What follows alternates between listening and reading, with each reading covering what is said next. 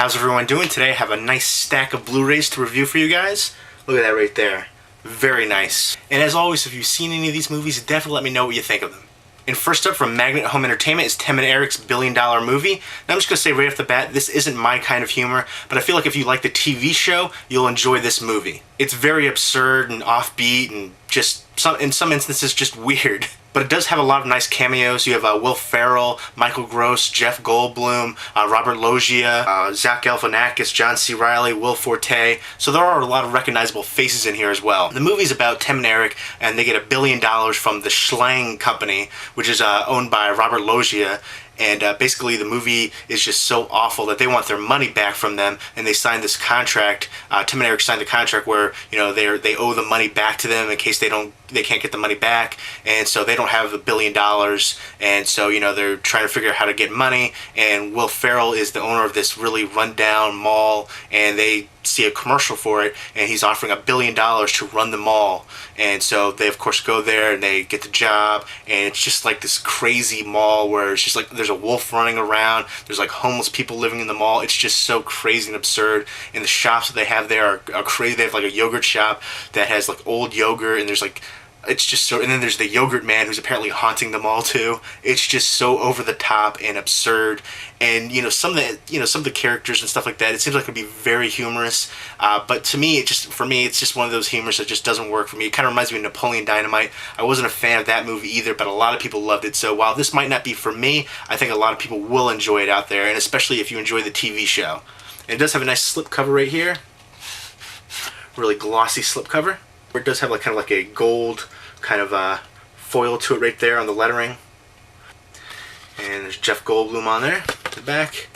And it does have a bunch of special features, commentary with Tim and Eric, deleted scenes, extended scenes, Good Evening, Swallow Valley, interview with Tim and Eric, HD Net, look at Tim and Eric's $1 Billion Movie, promo videos, Shrimp dance screensaver, poster and photo galleries, trailers. Oh yeah, Ray Wise was in here. He was the owner of the Shrimp store, which is like kind of like a weird healing kind of thing. So bizarre. Go ahead and show you. There's the back, and there's the disc art right there. But again, if you're a fan of the TV show, you'll probably enjoy this movie. And next up from Magnet Home Entertainment is the horror thriller Playback. Now this actually really surprised me. I really enjoyed this movie, and it's a movie that I haven't heard anything about. When I saw the trailer for it, it was kind of misleading. The trailer and the synopsis kind of made it seem like Christian Slater had a really big part in this movie, and it made it seem like he was doing all the investigation in here, which wasn't the case at all. His role is minor in my opinion, and I think his role is kind of unnecessary for the film. But that being said, Christian Slater's in this movie, and he plays a weird, creepy cop. And I'm not going to say too much more about this because the trailer doesn't give away too much. For me, this movie kind of reminds me of The Ring in Videodrome as well. There's a scene in Videodrome, where he's touching the TV. There's a very similar one like that in here. And then again, the whole aspect with The Ring where somebody watches the tape, videotape, and something happens to them. Similar, but different. There's no little girl or anything like that, no creepy Samara, but it does involve watching a VHS tape, and things happen to the people that watch it.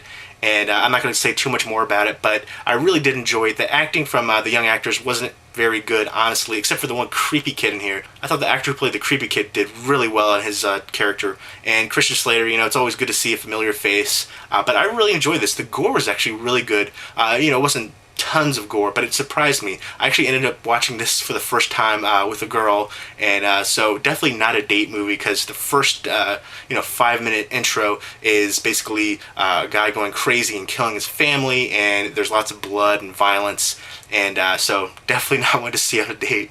There's not tons of gore, but the instances where they do have gore, it's actually pretty impressive. Whenever I see kind of old-time footage, like black and white footage, it can be very creepy. And there's a scene like that in here. It's very simple, but very effective. Definitely has great atmosphere in this movie. To me, Playback reminded me of like the 90s horror movies like Scream, Urban Legend, I Know What You Did Last Summer, and even Valentine, which was I think 2001, and the most recent one from John Carpenter, The Ward. It just kind of has that same feeling to me of those kind of 90s horror movies, or movies that have that similar feeling to it. Now that being said, I'm actually not a fan of any of those movies that I just listed, but I really did enjoy this one, even though it did have a similar feeling to it. And I know I'm hyping this movie up a bit. It's not going to blow anybody away, but it is definitely a solid movie, and I definitely recommend it for at least a one-time watch. But for me personally, it's one that I really enjoyed, and I'm happy to add this to my collection. Here's the back right there. And then there's the disc art, same as the cover. And next up from the Criterion collection is La Haine, translated to Hate. And this is just an amazing film that I highly recommend.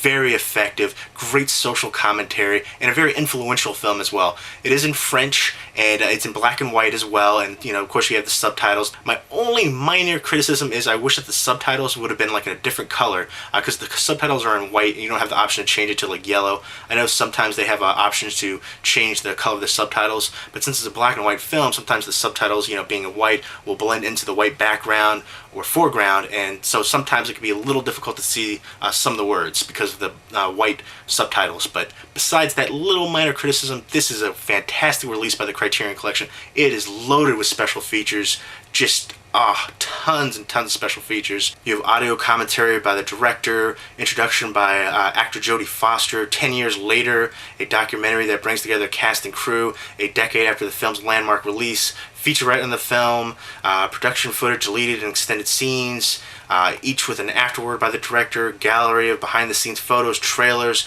plus the nice booklet that always usually comes with the Criterion Collection release, and from scholar Jeanette Vincendieu, and a 2006 appreciation by filmmaker Costa Gavras.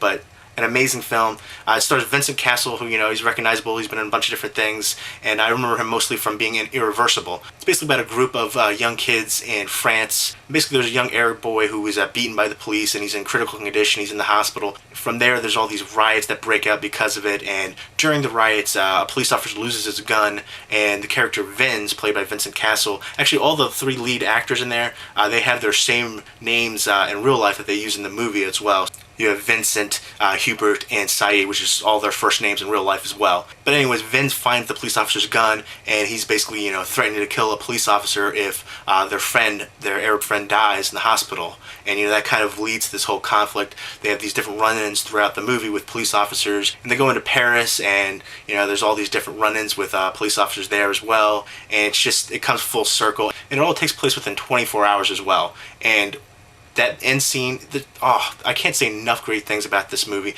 and especially the climax. Wow, what a powerful climax. And this whole movie is just, to me, incredible. Absolutely love this movie. Just a fantastic release, and definitely a movie I highly recommend. Very effective, very atmospheric, very influential. I just can't say enough great things about this movie right here. And then there's the disc art right there, and then there's the booklet. I'll go ahead and show you the booklet too. And I'll show you the interior artwork, which I appreciate. And it's Vince's character right there with the gun. I like how he does the whole taxi driver kind of impression right there in one of the mirror scenes, which is pretty cool. It's one of those scenes that you see over and over in different movies, but it really worked in this one. And there's the booklet. Just kind of flip through it there.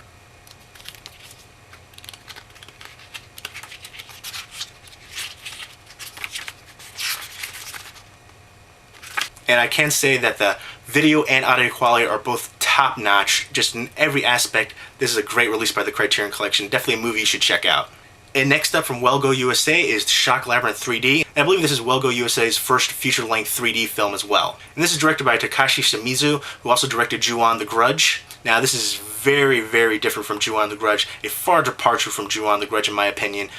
This movie is just bizarre in some aspects. It doesn't really flow well, and it starts out really quickly, right off the bat. And basically these friends 10 years ago when they were little kids, they went to this kind of like haunted hospital at kind of like this carnival area, and basically when they were little and they were supposed to be shut down, they weren't supposed to go in, but they went in anyways, and they have all these weird creepy mannequins in there, which that was pretty effective to see those creepy mannequins. They had really creepy faces as well. They didn't look like human characters, obviously supposed to be, for the horror house kind of thing, and so those were definitely creepy to see. I wish they would have utilized them a little bit more. The film definitely has effective atmosphere in it, but it doesn't do much else in my opinion. It has like a couple creepy scenes throughout, and then just like 5 minutes of kind of not too much happening, and then a creepy scene for like a couple seconds, and then not much happening. But during when they were little kids, one of their friends ends up disappearing in the haunted hospital, and they can't find her, and then 10 years later, all of a sudden she shows up. They're, trying to find what happened to her, and they bring him back to her family, and, the father has passed away, and the sister, hasn't really known the sister for 10 years.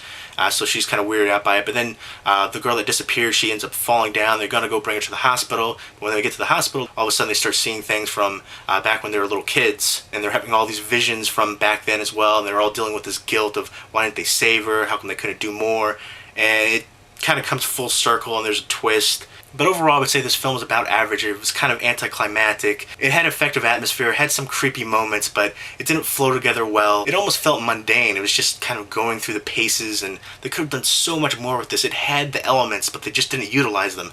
They have this bunny rabbit right here, which was also another creepy part of the movie.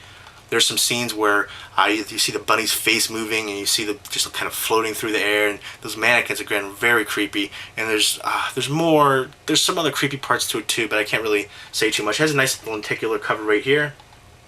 It is a combo pack of the Blu-ray, 3D, 2D, and then the DVD as well. Nice slip cover, lenticular slip cover right there. And it does have interviews, behind the scenes, trailers. And I'm going to go ahead and show you the back right there. And then it has advertisement for more Well Go USA titles. They have some great releases. There's some of them right there. The Man from Nowhere, Ip Man 1 and 2, Legend of the Fist, The War of Arrows, Shaolin, 1911, Flashpoint, and just tons more great releases. But here's the disc artwork. Some nice disc artwork right there. I really enjoy Well Go USA as a company. They released some great Asian cinema films, and recently they released a movie called Frontline, which is a South Korean film about the Korean War, and that was a fantastic movie. If you're into war movies, I highly recommend The Frontline. But Shock Labyrinth, for me, like I said, was just about average. They have some great atmosphere, some creepy moments, but they didn't utilize them enough. And then next up from Walmart, everybody's looking for those Resident Evil Steelbooks. I have them on sale for $8. Nice Blu-ray Steelbooks, which we rarely get Steelbooks in the US, but recently, there seems to be a few Steelbooks going on. I live in a very heavily populated area right between New York City and Philadelphia, and I'm in New Jersey, which is the most densely populated state per capita, so there's no reason for local Walmarts around here not to have different releases. Like, I can never find those horror packs, the 8-pack with Chud 2, Night 6 Evil 2, and Ghoulies 3, Ghoulies Go to College, and for a while I couldn't find, and I couldn't find the one with Parents and Blood Diner as well. But I do have the German Dragon release of Blood Diner, one of my favorite movies growing up as a kid. Really entertaining movie, horror comedy, Blood Diner by Jackie Kong. Definitely one that I recommend checking out if you're into horror comedy movies. But I couldn't find the Resident Evil Steelbooks for ages. I checked different Walmarts, and then finally I found one that had Resident Evil Evolution right there. It's not perfect. It has like a couple little dings. It seems to be like if I do see them, they're dinged up. They had a Degeneration, which was beat to crap, so I didn't get that. But they had one more Resident Evil Evolution, and that had some bad dents in it as well, so I couldn't pick that up. I was gonna pick up another one for a friend of mine on here, but they just had this one, and like I said, these are the only ones they had. They had two of this one right here, Evolution, and then they had the one of Degeneration, but like I said, the other ones were dented up. This one isn't perfect, has a couple little dings, but very happy to get this one. I actually have not seen this one. I've seen all the other ones but this one. There you go. There's the back. Take this off right here. And then it does have the bonus disc as well. 2 discs in there. It does have a little bit of interior artwork with some of the birds and crows right there. I'll go ahead and take the discs out and show you behind that as well. There's the bonus disc right there. Walmart exclusive. There you go. And the special features include alternate ending with the director Paul W.S. Anderson, video introduction, cast and filmmaker commentary, visual effects commentary, 12 featurettes, My Plague music video by Slipknot. So some cool special features in there. Next up at Best Buy, I picked up Underworld Awakening 3D Blu-ray Steelbook, which is, it's a Best Buy exclusive, and a lot of people weren't even aware this was out. And, my Best Buy only had 3 of them, and they're at the very bottom. There's a whole Underworld Awakening 3D movies, and then at the very bottom they have the Steelbooks for whatever odd reason. I would assume that they would have this at eye level right up front, because these would sell, but for whatever reason they didn't. But I think this is going to go out of print quickly because a lot of people didn't even know that they existed. And it seems like each Best Buy got a limited quantity as well. And then there's the back right here though. I really love the look of this Steelbook, with the lichens right there in the back and then right there. I'm going to do a whole separate video doing an unboxing of this one. And next up I got the Best Buy exclusive for Ghost Rider Spirit of Vengeance, which is another really cool looking Steelbook, great artwork. And this was another Best Buy exclusive where it's a pre-order one. The $5 that you pay for this actually goes towards that pre-order, so you're technically getting this one for free, the Steelbook. I'm not a huge fan of this whole weird pre-order thing. Why not just have the release with the Steelbook instead of getting, you know, all that extra packaging? I prefer the discs just coming in the Steelbook instead of having, you know, take all the discs out, put them in here, and then getting rid of that extra packaging. Just seems like kind of a waste. But free Steelbook case when you pre-order the Blu-ray 3D of Ghost Rider Spirit of Vengeance while supplies last, limited time only, blah blah blah. But I have seen this already on eBay. People are selling it for like $20, which is crazy to me.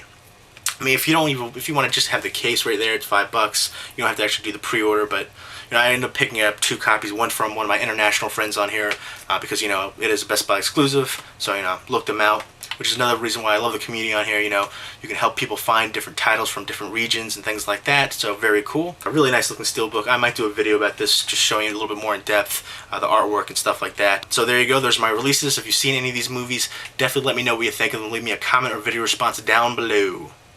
Hope everyone's doing well. Take care.